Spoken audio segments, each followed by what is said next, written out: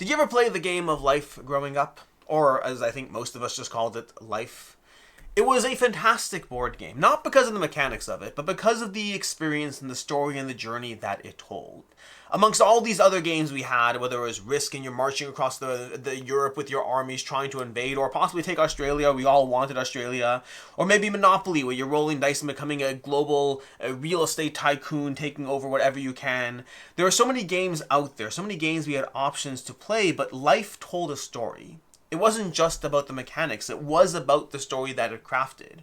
Did you have kids? Did you get married? Did you go to college? What job did you get? Are you in debt? How did you make it out? It told all of that in an hour in which you got to play the game, but not just play the game, but actually deliver an experience that felt familiar.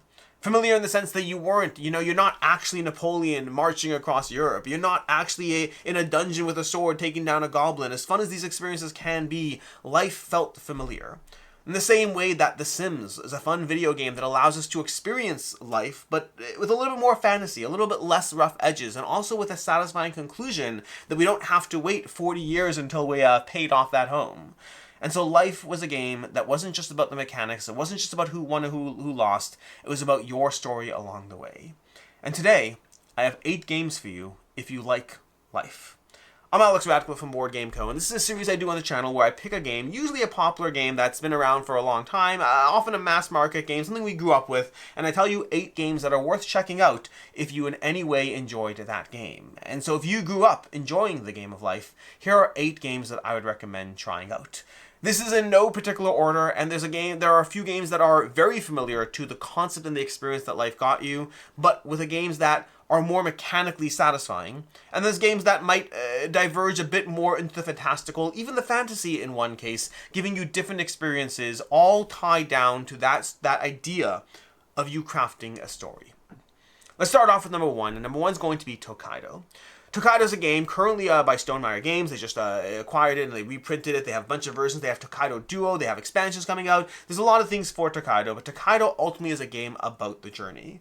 Where it differs from life, I'm going to refer to it as life, not the game of life every single time. Where it differs from life is it's not really about your journey and progression through time. It's literally just about the journey that you're on. You and your fellow gamers are on an experience going along this pathway, collecting various things, and you are crafting a story, but that story is not about how you grew up or the progression or the kids or the jobs. It's a story about the things you see along the way. You are simply moving along a track. You're choosing how far to advance on that track as you try to choose which areas you want to visit. You do have to manage your money in this game, much as you do in other games. You do want to choose where you're going to go sightseeing or which adventurers or travelers you're going to see along the way. And by the time you get to the end of it, you do have a story that you've told, similar to the game of life.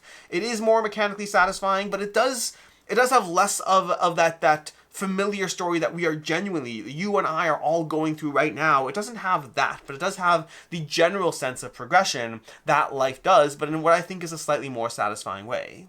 My next pick is probably the least similar to life from all the ones we're going to have today, but it does have some element, and it probably is one of the more advanced ones to play from a mechanic standpoint. I'll be telling you about these in terms of how accessible they are, especially if you are someone who has only played mass market games. I think Tokaido is very accessible and a good next step if you aren't familiar with this gigantic world of designer board games. Village, on the other hand, is one that probably needs a bit more experience with what these games have to offer.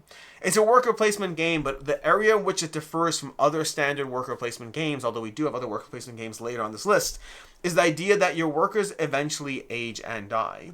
This is not about your story per se. Rather, this is the story of your village. This is the story of your villagers, of how they're going to go around collecting the things you need as you try to find the various ways to find victory points. But unlike most games like this, there is a story being told through the life that your workers lead as you play through the game. It is a bit on the heavier side relative to these other games, but if you want a game that can be mechanically satisfying while still having that little bit of emotional connection to a journey and a sense of progression, then Village is an interesting one to check out for sure. One of the games that is probably most similar to life, I think from this list of 8 games, I have 3 that I think are most similar to the exact concept that life is trying to give you, and that's CV.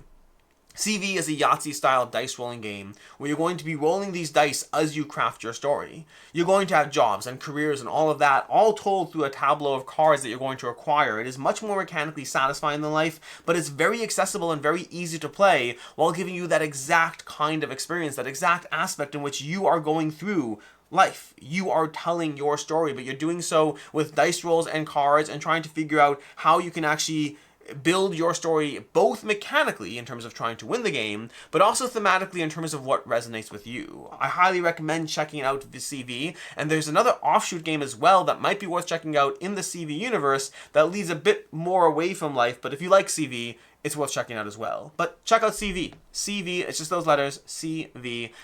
It's another game that tells a story. One that lends itself a bit more to the fantastical, not the fantasy per se, but the fantastical in terms of the concept it gives you, is a game called Last Will. See, Last Will is also, to a certain extent, about life, more so about life lost, and the will that you have to spend all the money as fast as you possibly can. In this game, you are literally trying to spend your ancestors' fortune. You're trying to get rid of it all, and you're trying to do so as efficiently as possible. It's a game that almost rewards efficiency in the reverse sense. Thematically, at least, it does so. Mechanically, ultimately, you still are trying to play efficiently, but thematically, you're trying to spend your resources as fast as possible. So again, it's not telling that longer epic tale that a game like Life or CV might do so, but it still very much has that tie-in to a sense of theme around something that is fantastical. The idea of being left a fortune that you have to spend as fast as possible is both strangely horrifying and strangely compelling all at once, but it's a game that is incredibly mechanically satisfying, great art and production, and a very unique theme that is worth checking out. From there, there's Role Player. Role Player is another interesting one. This is where we're going to lend itself, we're going to go into full fantasy over here, because you'll be playing as a goblin or a troll or any number of fantasy races, but you are telling your backstory.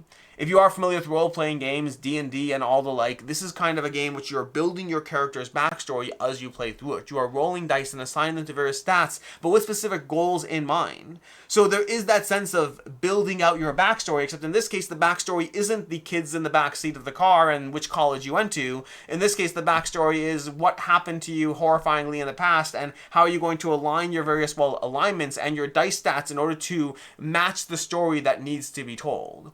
So it very much is a personal story, just very much on the fantasy side. From there we have The Pursuit of Happiness. Like CV before, it's another game that is very, very familiar in terms of the exact kind of concept that life is doing. I think it's a little bit more mechanically satisfying than CV and also a little more mechanically dense than CV. It's still, I think it is very accessible as far as board games go. But The Pursuit of Happiness is a worker placement game where, again, you are going to be telling your story through a smorgasbord of cards that give you all these opportunities, these careers, these pathways, these journeys, these children, all of those things. And you're trying to fulfill those goals by trying to get these cards and build out towards your story and your progression. I think CV, Life, and The Pursuit of Happiness all share that exact theme, and it's one that you could dive into the base game. There's a simple base game, The Pursuit of Happiness. It gives you everything you need. And then there's also like a giant big box full of expansions if you find that it's a game that you like, that you really want to fully dive into. The Pursuit of Happiness is definitely one to check out if you liked what Life is doing and you want something that is Life, but more mechanically satisfying. Another one similar to Last Will, not really similar to Last Will, very different, but again, lending itself to that background, almost, I don't even know how to describe this one, but Legacy, the Testament of Duke de Crecy, is one in which you are working through your ancestral tree. This is a fascinating one because you are trying to set up all these marriages to try to get these various people into your family. It's not so much about your individual story, it's about the dynasty that you are building. And so it both has that satisfaction of building out something about your history, but it does so on a grander scale. It's closer than something like Village. Village has these workers that are slowly dying, and so there is that sense of something you're responsible for. But Legacy gives you these faces. It gives you the characters you are trying to actively marry towards each other to maintain the again, from a mechanical standpoint, you're trying to optimize your family tree. But from a thematic standpoint, it's just fun to have all these characters that you need to either marry off or not, depending on your goals. It's got great art. It might be the same artist as Last Will. I can't recall, but it's got great art, very accessible. Well, not very accessible gameplay. It's going to be less accessible than Pursuit of Happiness, more accessible than Village. It's going to be one of those middle range ones, which from this list over here, there's some that are very, very accessible and some that are a bit more. Legacy, I think, it has so much theme to it, but it definitely has some mechanics that you'll have to dive into. But it's a very unique game, both in terms of the way it's structured, but also in terms of the story that it tells. There's not a lot of games that I can think of that have you managing who marries who as you build out a legacy. And then lastly on this list, and also I believe the most recent in terms of these games, but also one that I think is possibly the best recommendation if you enjoyed life and want a game that's similar, is Adulthood. Adulthood from Brotherwise Games is a game that is incredibly accessible. It's as accessible as CV, as accessible as Pursuit of Happiness, possibly more so than Pursuit of Happiness, while being very, life adjacent. It's another game where you're going to be choosing your job, your partner, your career track, how much you want to invest in your training and your experience, and then all trying to find the various skills that you're good at. There's a whole smorgasbord of cards. Lots of these games, CV, Pursuit of Happiness, Adulthood, they all lean into these cards because each card is something that tells a part of your story, and it's about how you gather those cards and how you commit your resources to manage all of it and get those points at the end of the game that's going to give you the experience, both mechanically and story, that most resonates with you. But I think the art is adorable. I think the natural progression of the skills in Adulthood, the way things tie in to tell a story, it feels very intuitive, both mechanically and narratively as you play through it, and the overall gameplay is incredibly accessible. I highly recommend checking it out if you like life and want something that is similar but just arguably better. I think Adulthood hits the hammer on the nail 100%. These are the 8 games I'd recommend checking out if you like life. If you like that sense of something familiar, these are all games that give you an attachment to the story that you're crafting, more so than just the mechanics. A lot of these games are about the journey. There's mechanics, there's a satisfying game being played, but all of them tell something a bit more personal as you play through them. In any case, and until next time, I'm Alex Radcliffe from Board Game Co. I hope you enjoyed these recommendations, and as always, I hope you have a good one.